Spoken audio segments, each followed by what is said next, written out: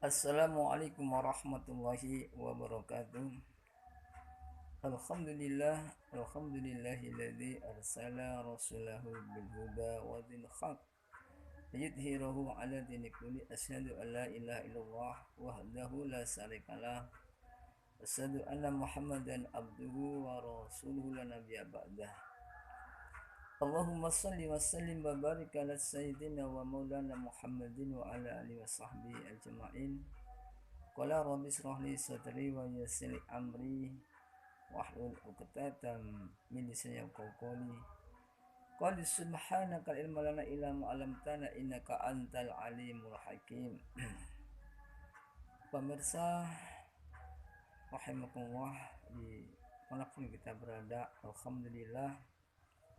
Alhamdulillah kita senantiasa memanjatkan rasa syukur kita kehadirat Allah Subhanahu wa taala atas karunia limpahan rahmat nikmat yang telah diberikan kepada kita sekalian, sehingga kita pada saat ini masih di dalam sebuah ibadah yang mana kita menjalankan ibadah puasa di hari yang ke-29, atau saat ini kita di penghujung Ramadan. Semoga ini menjadi keberkahan bagi kita semua, tentunya sebagai umat Islam yang sebentar lagi kita akan berhari Idul Fitri. Semoga di penghujung ini, di bulan ini, kita senantiasa istiqomah di jalan Allah Subhanahu wa taala, di jalan kebenaran agama ini, di jalan yang Allah ridhoi, yaitu menjadi hamba-hamba Allah yang beriman dan bertakwa kepada Allah Subhanahu wa taala. Kita telah banyak diingatkan Allah Subhanahu wa taala di dalam Allah Subhanahu wa taala terkait dengan ketaatan kita. Sebagaimana Allah berfirman, ya ayyuhalladzina amanu kutiba alaikumusiyam kama kutiba alal ladzina min qablikum la'allakum tattaqun. Artinya, wahai orang-orang yang beriman, telah diwajibkan atas kalian berpuasa sebagaimana puasa itu diwajibkan atas orang sebelum kalian, agar kalian bertakwa. Nah, dalam ayat ini bisa kita petik sebuah pelajaran dan hikmah. Tentunya Allah Subhanahu wa taala ini akan memberikan kita gelar takwa jika kita mau berpuasa, jika kita mau untuk menjalankan ibadah kepada Allah Subhanahu wa taala. Nah, dengan selama kita berpuasa di bulan Ramadan itu, maka Allah Subhanahu wa taala telah memberikan sebuah predikat kepada hamba-hambanya dengan gelar takwa. Karena dengan gelar takwa itulah di dalam diri hamba ini terdapat sebuah keimanan yang tulus, yang ikhlas karena Allah Subhanahu wa taala. Keimanan yang akan menyelamatkan mereka di dunia dan juga di akhirat.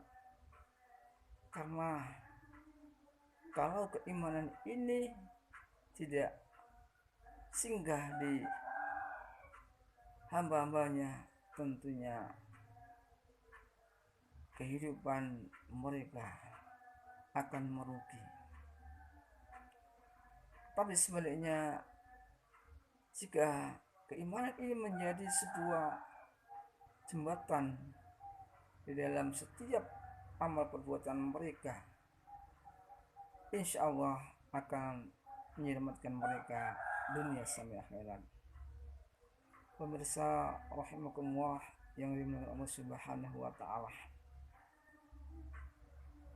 terkait dengan keimanan, Tentunya satu hal yang sangat penting. Pertama, keimanan itu membutuhkan konsekuensi.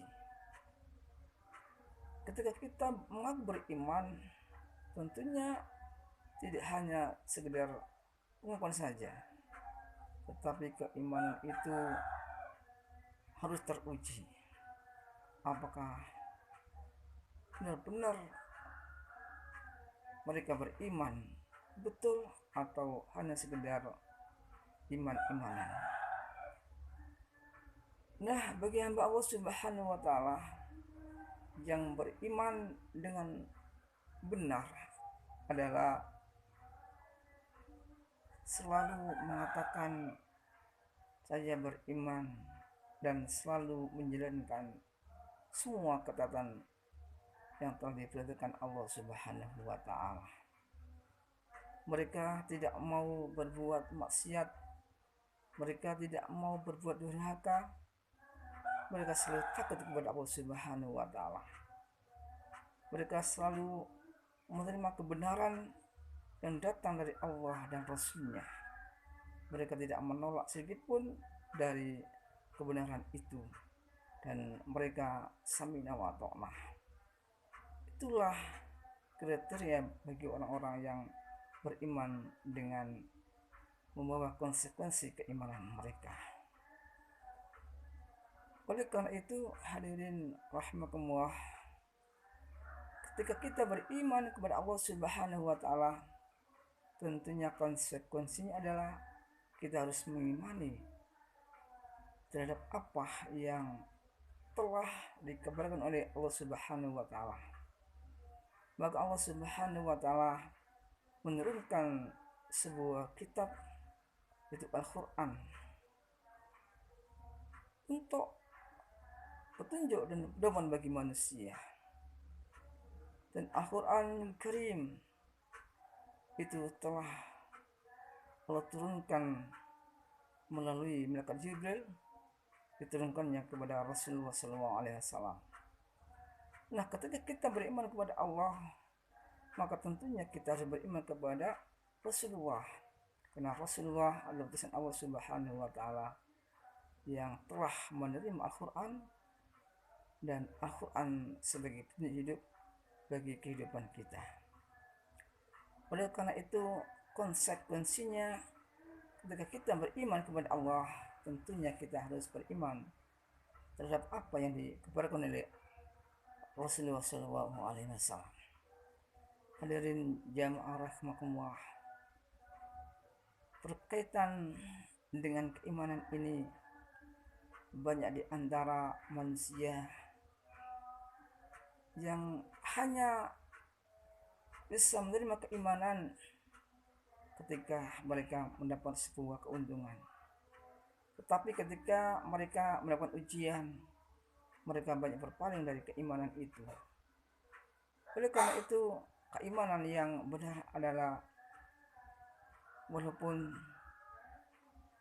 kita tidak ada keberuntungan di dalam kehidupan kita, soal materi dan lain sebagainya, tetapi keimanan ini tetap terjaga di hati kita. Sebagaimana dulu para sahabat Rasulullah SAW, banyak di antara mereka yang mengalami ujian dalam kehidupan mereka. Mereka banyak mengalami sebuah kondisi yang sangat sulit, tapi mereka tetap beriman kepada Allah Subhanahu wa taala. Itulah keimanan yang sebenarnya, dan inilah yang akan dijanjikan Allah Subhanahu wa taala, bahwa setiap ujian yang Allah berikan kepada hamba-Nya untuk keimanan, maka Allah akan menggantikannya dengan pada surga Allah Subhanahu wa taala. Semoga di bulan Ramadan ini kita semua selalu menanamkan keimanan kita kepada Allah SWT dengan benar, dengan selalu menjalankan ketaatan dan kepatuhan hanya kepada Allah Subhanahu wa taala. Insyaallah hidup kita akan semakin berkah. Wassalamualaikum warahmatullahi wabarakatuh.